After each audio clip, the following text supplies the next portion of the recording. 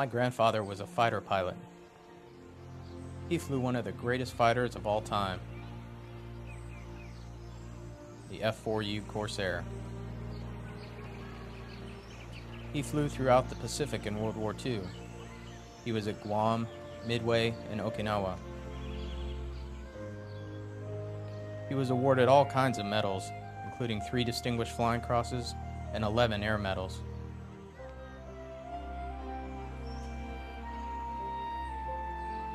When I was a kid, I thought he must have won the war all by himself.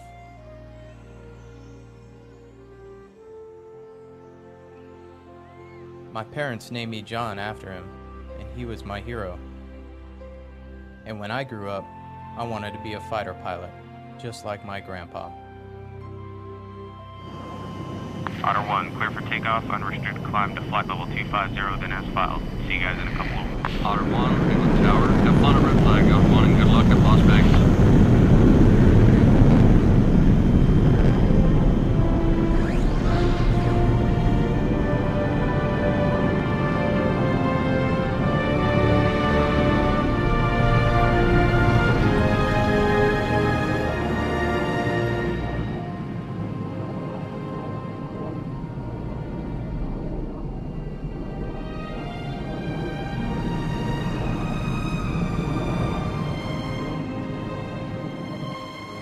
Otter 1, Miami Center. Contact Houston Center 238.5. Otter 1, heads up traffic, 350, 6 miles, 22,000 feet eastbound.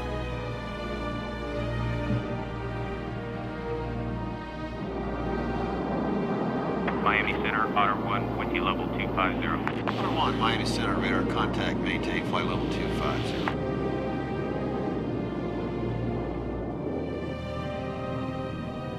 As a young guy out of flight school, flying the most powerful fighter ever built, it's hard not to think of yourself as pretty cool, and I did.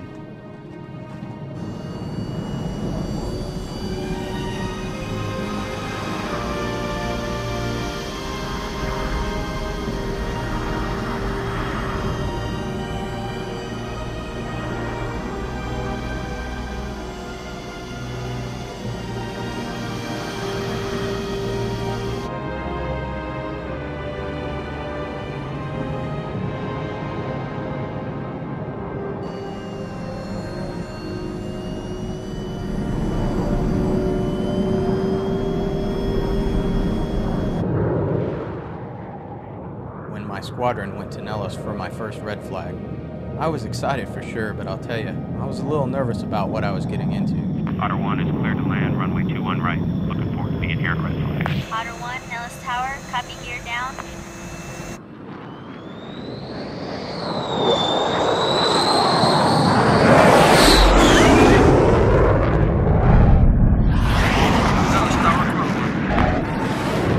Nellis Tower, Chaco 1-1. Number 1 with the gear. Welcome to Vegas, boys. Chaco 3-1, base gear to stop right. Welcome to Nellis.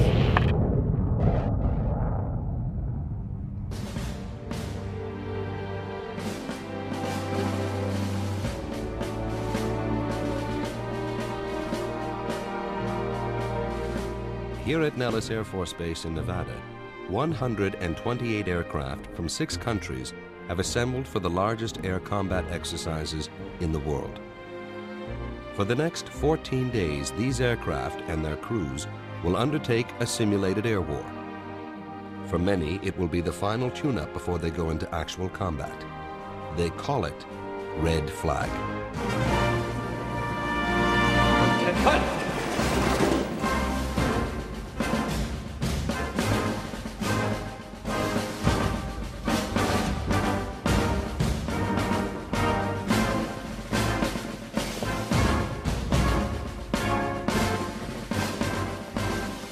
Take your seats. Ladies and gentlemen, good morning. To our American pilots and crews, and especially to our allied partners, I'd like to be the first to welcome you to Red Flag.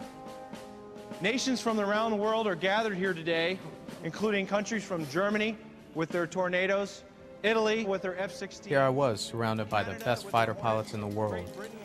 But I think that all of us young pilots felt like we had something to prove, that we deserved to be there, and I wasn't any different. Best aircraft In fact, together, you currently represent the second largest combat air force anywhere in the world. Ceiling 15,000. 15 to 20,000.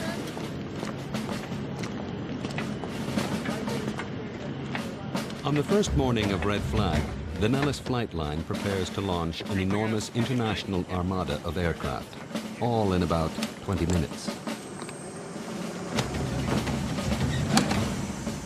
There are 22 F-15 Eagles, representing 4 American squadrons. They are considered by many to be the greatest fighter aircraft ever built. The Germans have brought 8 of their European-built Tornadoes. The Canadians, the multi-role F-18 Hornet arriving from Alberta in Quebec. The British Royal Navy has flown in their famous Harrier jump jets. Iron 3-1 information, Alpha is current, runway 3 left. Okay, lass mir die Karte nehmen. Jawohl. Represented here are not just the best pilots and aircraft, but the finest ground crews from each country.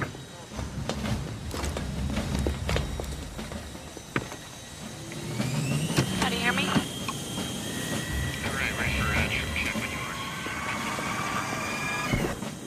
For most personnel, this will be their first opportunity to compare themselves with other squadrons from across the United States and around the world.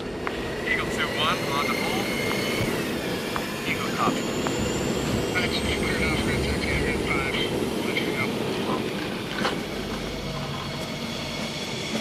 Sniper 1 confirmed.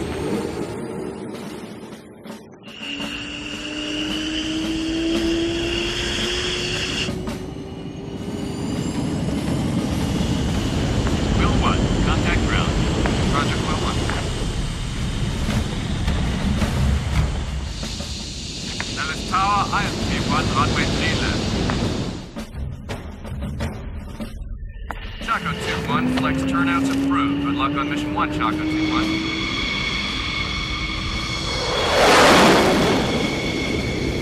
Nellis Tower, IS-11, roger, thanks.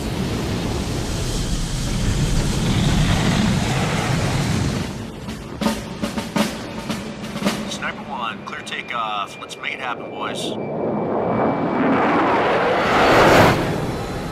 Bands on Nellis Tower, you're cleared for takeoff.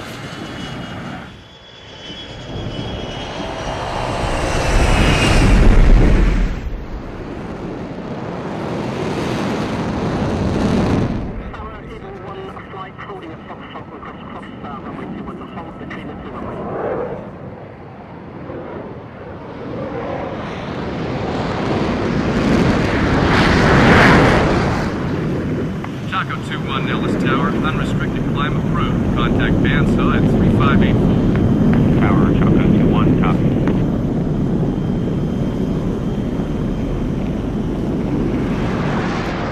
It has long been known that if fighter pilots could survive their first 10 combat missions, their chances of surviving throughout their careers improves dramatically.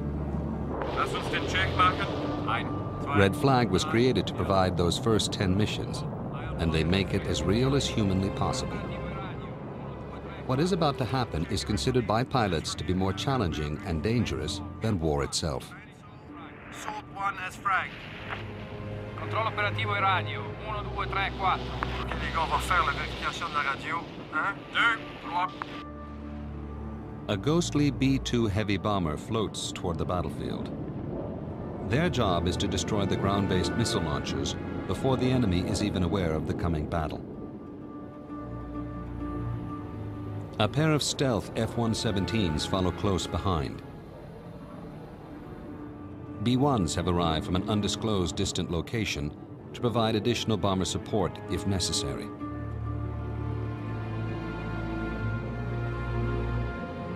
A U-2 begins its long climb to the edge of space, sending intelligence to the AWACS surveillance aircraft. 18,000 heavy, 4 contacts. Okay. Command 3's going to recess. On board the AWACS is Air Boss Major Rob Novotny. He will monitor the air war about to take place. AWACS crews use inputs from space systems and radar to understand the battle situation. Each aircraft broadcasts real-time telemetry that appears as three-dimensional imagery on board the AWACS. In this war, most of the aircraft are good guys, known as the Blue Force. The bad guys are the Red Force, or the aggressors. The bad guys fly 12 highly maneuverable F-16s. They are among the finest pilots in the United States Air Force. Sniper 1 is ready. Tractor is the Red Force's mission commander.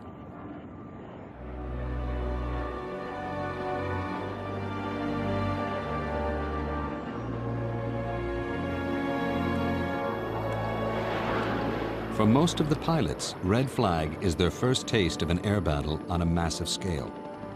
There is no other way to prepare air crews for the real thing in all its precision, complexity, and finally, chaos. Yes, sir. Great, and Viper's checked in as well, correct? Yeah. Talk to me about the strike package here. What are you showing? We've got Viper Flight of 2 established in the north. Right. Eagle Flight established in the south. The green guys right there, are those the Canadians? Again, we got Canadians or the orange guys I up to the thought the north. British were the orange guys and the green guys were the Canadians. I thought we had checked. Negative. British are green, Canadians are orange. Okay, you're saying.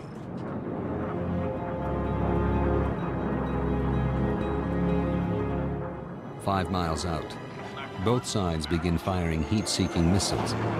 Sniper flight. Deploy to tactical formation. Let's give them all they can handle.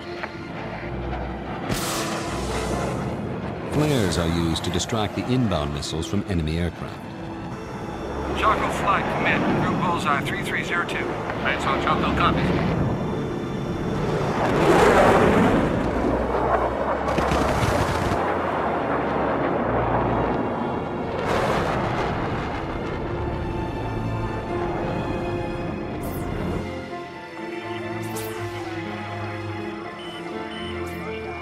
As planes are hit and declared killed, they turn white on the Naxos screen. The good guys then must disengage and return to base. The aggressors get to regenerate and return to the fight. Once the battle begins, the air boss and his team struggle to keep 128 aircraft from 6 countries from smashing into each other. You see here, Viper flights northbound at 6,000. You need to get on the phone right now. Get Viper and Chaco moving. They're going to hit.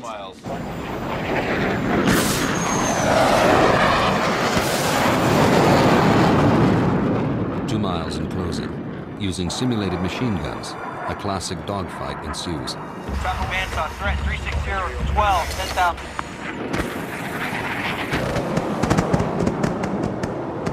Sniper 1's Tally 2 ship, off my nose.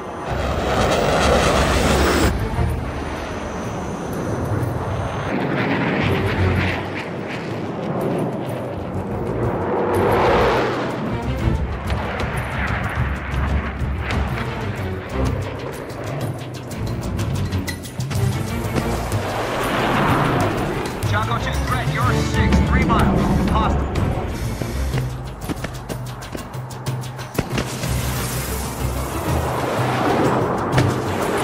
Sniper 1, they're giving me a good fight.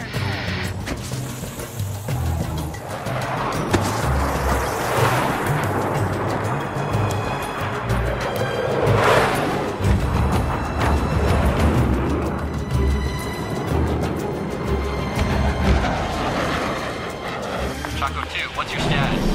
Affirmative. Phase 4, you engage high. Negative, low, 5,000.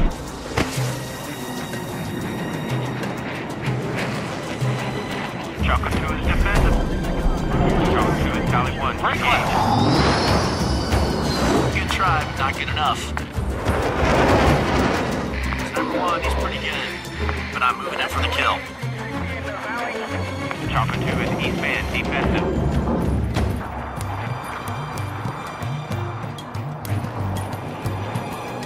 Sniper 1, targeted there. I'm moving in for guns. Chaco 2's engaged defensive. Chaco 2, pass. I've got shots in the air.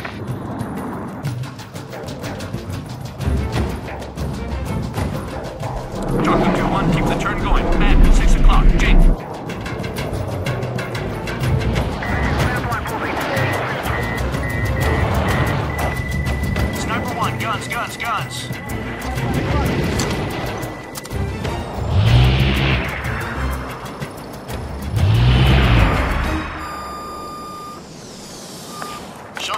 Copy kill. Yeah! Chocolate 2-1, showtime, you're dead. Red Flag is not a contest or a competition. There are no winners or losers. It is about training and saving lives. I was killed on my first mission at Red Flag. I was mad, and I had a long, lonely flight back to base to think about it.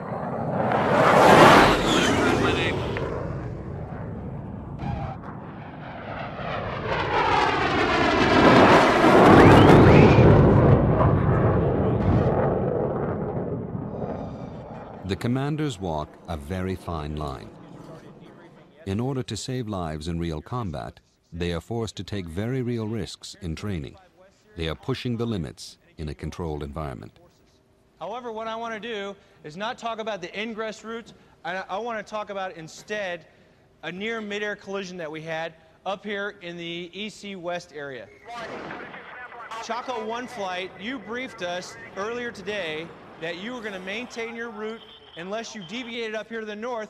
Nobody knew about it because you failed to communicate your change in flight path. As a result of that, 8 people nearly lost their lives today at Red Flag. Don't let it happen again.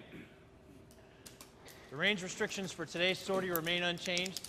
EC East West, the 70 series ranges, you're cleared supersonic down. My fears of screwing up single-handedly were largely unfounded. We all made mistakes, and we knew we had to fix them if we wanted to get through the next 2 weeks. Of its intentional or unintentional. In modern warfare, these pilots will have the most to fear from the ground below. Surface-to-air missiles, fired from every conceivable platform, have proliferated by the millions worldwide. Radar. Here we have the SA-13, and this radar is the snapshot radar. Next to, on the other side, we have They call it the Threat Center. Equipped entirely with enemy weapons, it is based on the same principle used in science museums. If visitors can get their hands on the exhibits, it's a more effective learning experience. You have one that does the driving, you have a second one up at the top that operates a 90mm gun. Pilots call it the petting zoo. Some guys got a big kick out of it and would go back and play around again and again. But I didn't see much value in it, at least at the time. It has a vertical range of 49,000 feet and a horizontal range of about 69,000 feet. It fires 15 rounds per minute, each round weighing about 30. I don't think we appreciated the efforts of the intelligence people as much as we should have. It's not until much later, when the missiles start flying around your ears, and you think, I should have listened a little more when they were talking about this stuff. Well, it's cannons. Now you have the gunner sitting in the front and the pilot behind him. The gunner is responsible for all the weapons. The only weapon that the pilot can control is the front gun.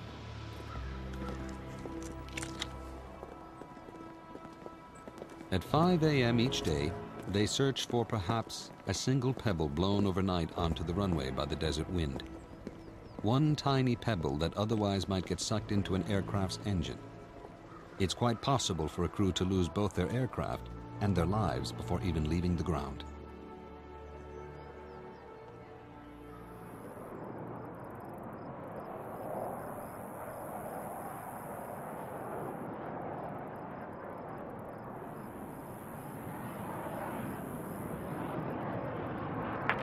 Chaco flight in from the south. Low, searching.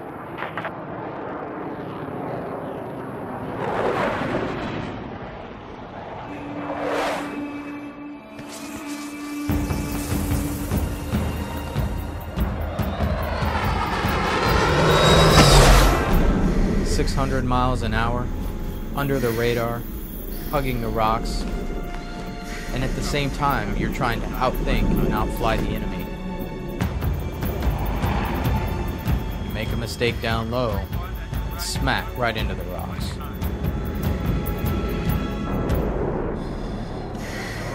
It's what fighter pilots live for.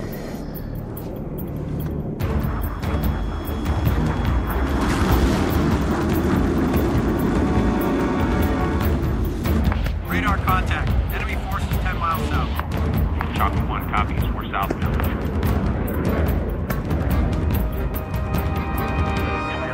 You got Eagle 1 and 2 involved in this low altitude fight, is that right? Yes, sir, those are ours. Are they getting some help from the north? Yes, sir, seems like they're coming in from the north. Okay, we need to make sure you get that information in there quick. Right away, sir. Looks like he needs some help. Chopper 1 and 2 in from the north. Chaco 2, Tally 2, left 10 o'clock, 3 miles.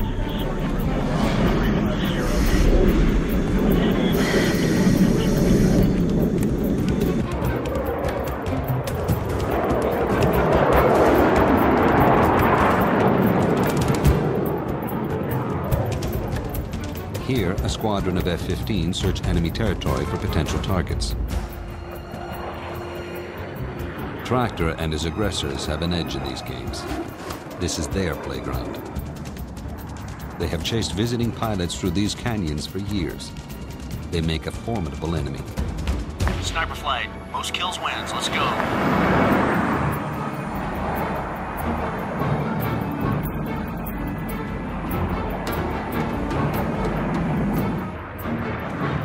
The object is to get the enemy in front of you, while at the same time watching your backside. And then get as close as possible before being detected.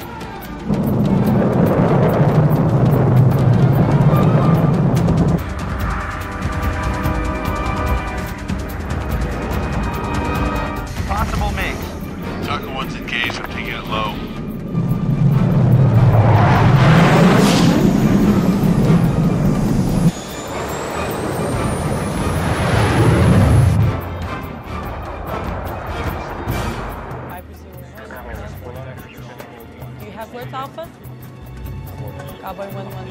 The pilot in front has few options. He must lose ground quickly in order to get behind the aggressor. In the blink of an eye, the hunter becomes the hunted.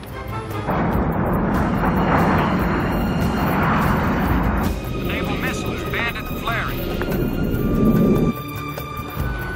Target 1 snapped. Sniper 2 spiked. They're targeting me.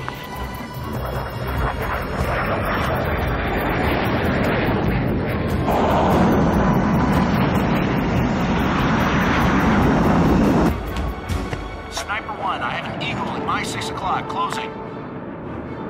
Chaco 2 is engaged, offensive.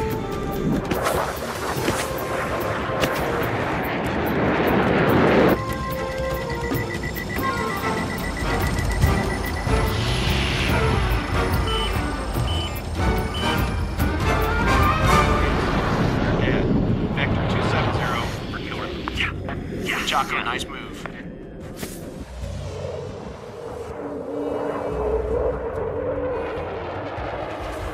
It helped to win a few battles, to build confidence. But it became less about keeping individual scores, and more about a successful overall mission. Shooting down the bad guys is extremely important, but it's just a small part of the greater objective. If the bombs don't hit their targets, none of us has accomplished our mission.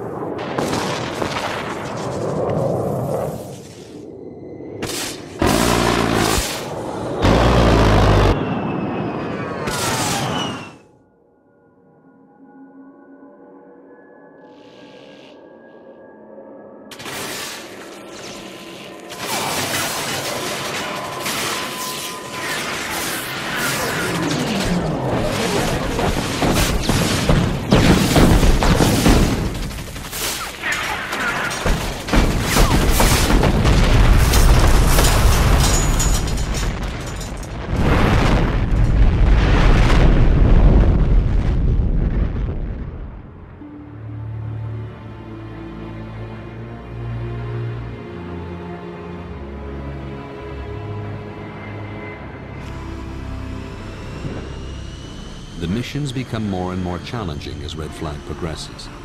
Combat periods are extended in length and intensity, and exhausted pilots are often required to refuel their aircraft simply to make it back to base. Believe it or not, sometimes the toughest part of the mission is just getting there and back. Refueling is one of the most challenging skills to master. It can be a serious situation if you can't take on fuel. In real combat, if you run out of gas and have to eject, you risk being captured.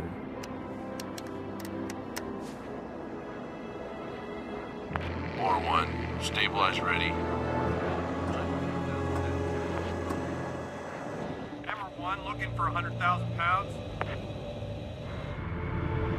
Red 5-1, clear to contact. Roger.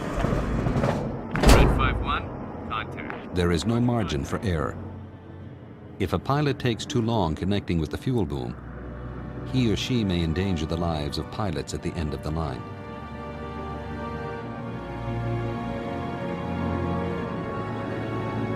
Sniper 2, winds 270 at 6. Clear to land. Gear down, field in sight.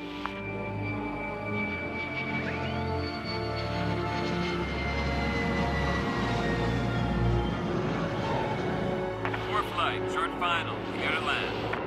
4-2, gear down. Choco 2, Nellis Tower, state the nature of the emergency. Choco 2 has left engine malfunction. Choco 2, Nellis Tower, emergency crews are responding.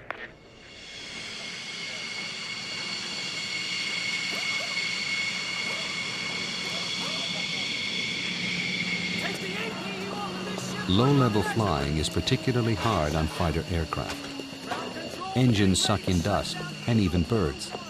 Because squadrons are visiting from around the world, there are rarely spare aircraft in case of mechanical problems. Ground crews are put under intense pressure to keep their aircraft flying.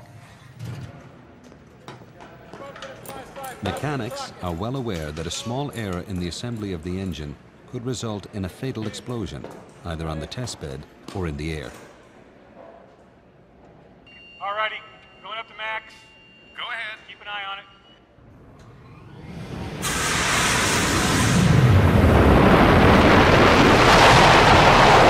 Alright, going out, board. Looks good. Check it out.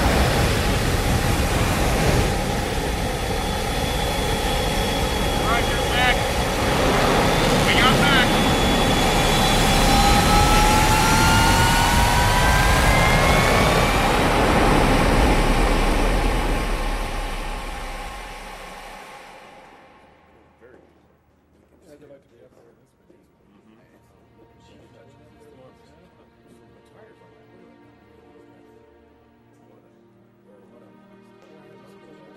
There were stories that my grandfather told me as a kid that began to come back to me once I was a pilot. The machine gun that jammed. The gas tank sitting in your lap waiting to blow up. The parachutes they didn't always have time to put on.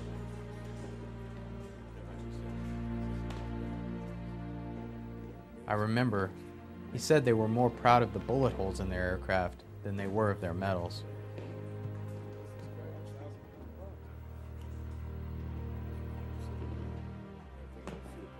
They all wanted to shoot down the enemy. But I think my grandfather changed his views as he got older. Look at this. He admired the young enemy pilots and their incredible bravery. I remember he spoke of them with respect.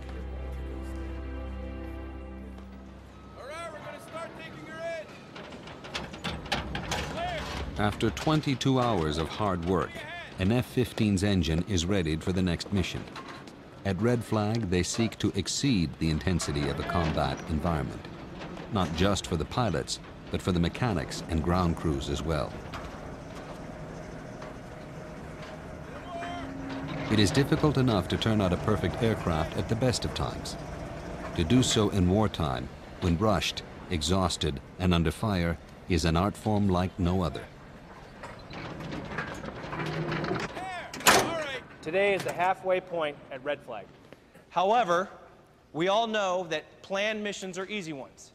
And this mission today is not planned. From my own personal combat experiences and those of us at the Red Flag staff, I can tell you it's the unplanned missions that are the most dangerous ones. And that's why we've added this mission to the Red Flag course. You're going to have to go further into enemy territory because lives are at stake. If all of you aren't at the top of your game, people are going to lose their lives today. Man's on Jolly 1 jumper away. Looks like we got one good ship.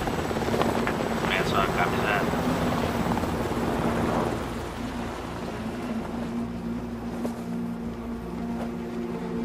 Ladies and gentlemen, I've just been told that we've lost an aircraft and we have a pilot on the ground. We know his general location, however, he's on the move. And the reason he's on the move is right here. The enemy is doing everything they can to capture him.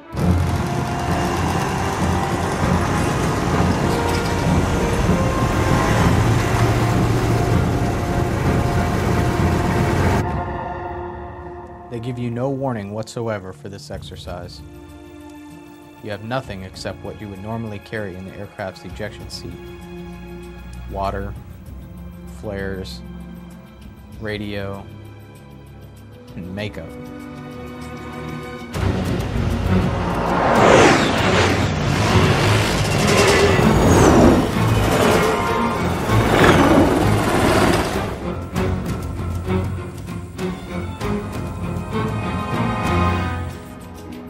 In this exercise, the commander can communicate via satellite with a downed pilot.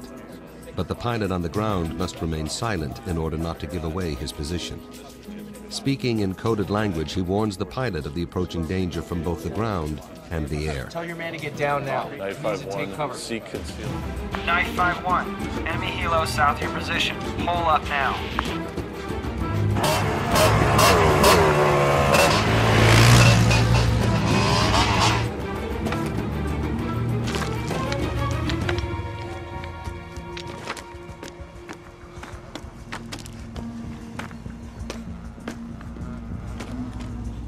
First thing is to hope and pray that the enemy doesn't know about you in the first place. Timing is everything, because when you use the radio or flares, both sides are coming.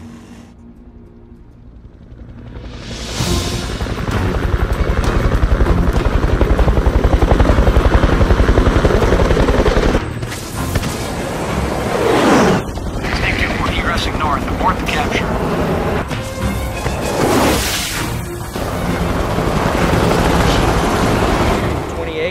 West 115, 06, 19, 67 vehicles running. With enemy choppers moving in to pick up the downed pilot, the air boss calls in slow-flying A-10s to eliminate the helicopters. Port flight, threat 270, 7 enemy helos, low altitude. Engage.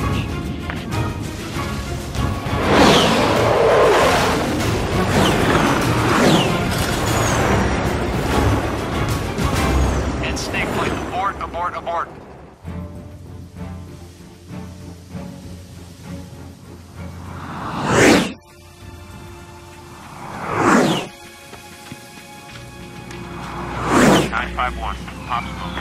Landing zone is clear.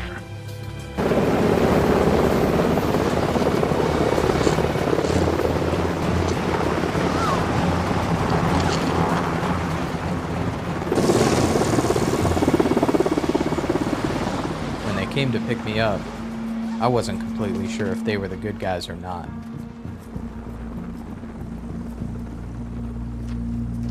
To the search and rescue team, the man on the ground might not be a friendly at all. He could be wearing a stolen uniform and have a bomb strapped to his body. He will be treated like the enemy until he proves otherwise.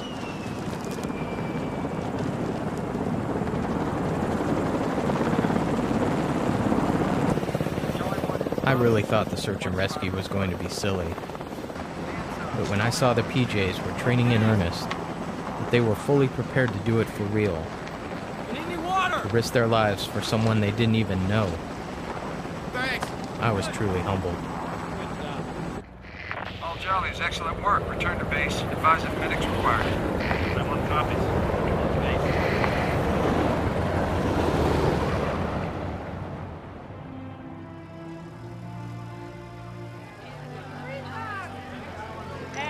Throughout Red Flag, I began to appreciate the idea that I was part of a team, that everyone's role was just as important as mine.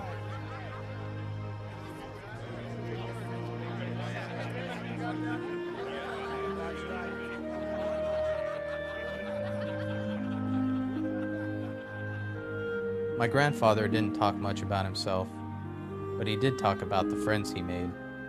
Ground crews, mechanics, other pilots.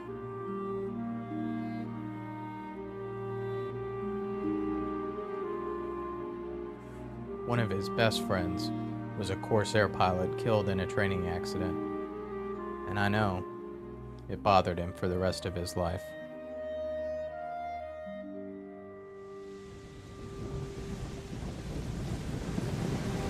Throughout the history of air combat, countless air crews have successfully brought their battle-damaged aircraft home only to die on the runway a few feet and a few moments from rescue.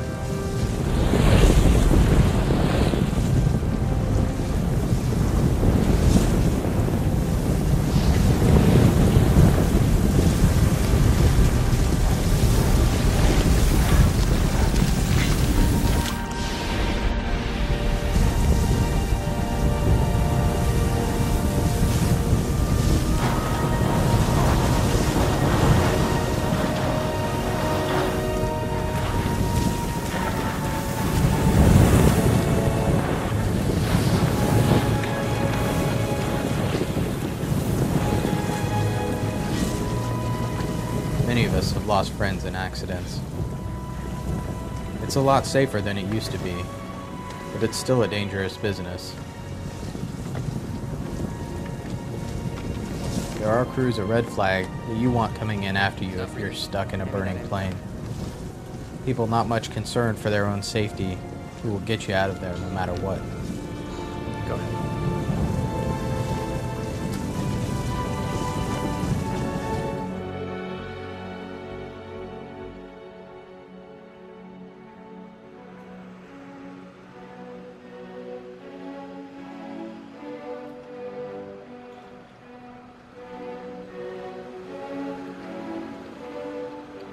Approaching the final missions of the Red Flag, the dummy weapons are traded for the real thing.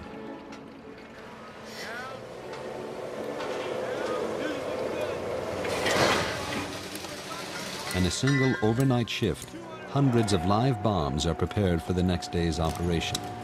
Again, there is pressure to perform as would be expected in a combat environment.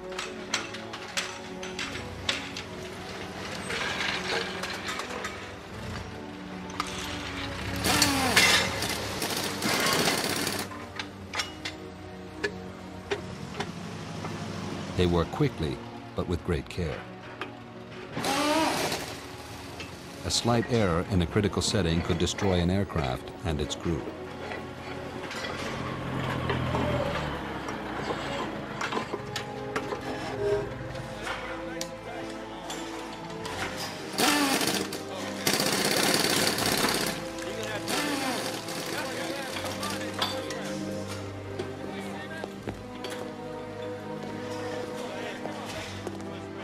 There are risks for the bomb builders as well. They work deep in the bottom of a canyon miles from the base in the event that something does go wrong.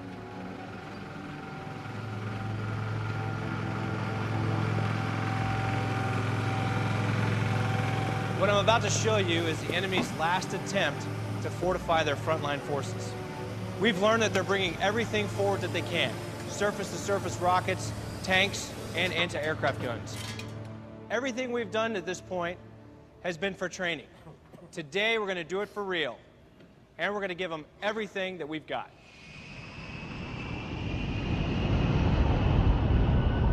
In a real war, the vast majority of flights are undertaken not by fighters and bombers, but by transport and tanker aircraft.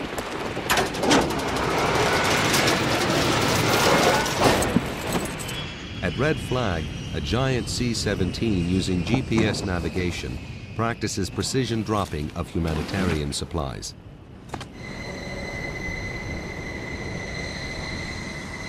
Bandsaw, chocolate light on station. Strike package inbound. Picture clean. With the weapons we have today, hitting anything but the intended target is the worst thing a pilot can possibly do.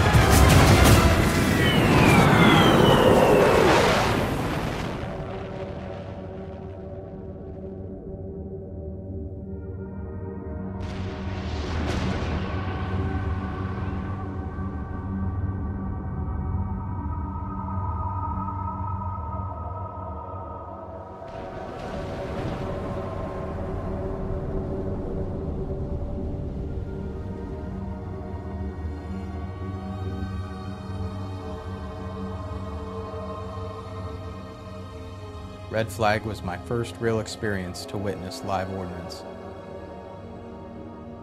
and it was sobering indeed.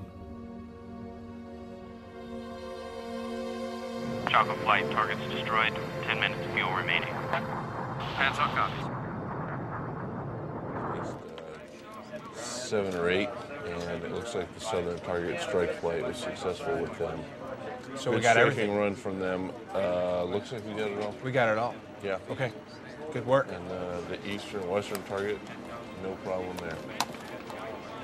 Let's bring him home.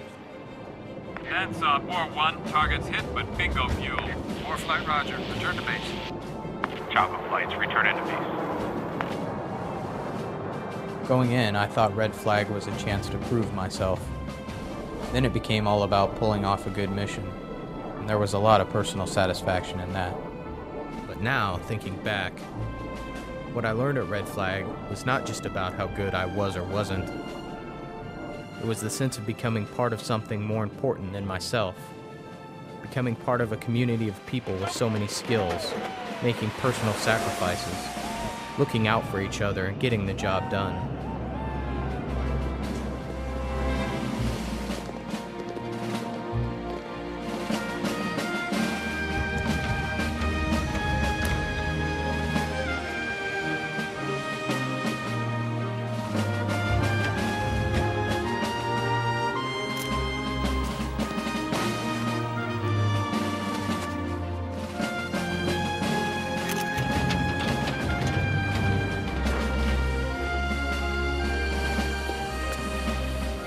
I made friends with pilots and crews from all over the states and around the world. Brits, Canadians, Germans, Aussies.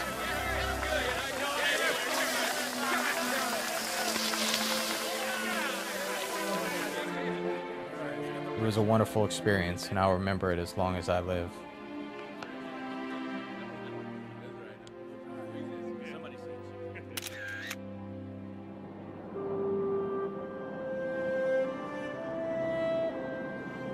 I've been lucky to have many great wingmen to watch over me, but there is one who's been with me the longest, and to me, he remains the greatest hero of them all.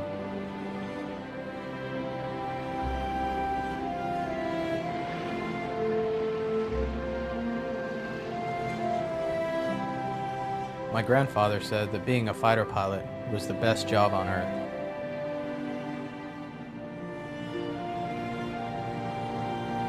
He also said that going to war was worse than anything I could possibly imagine.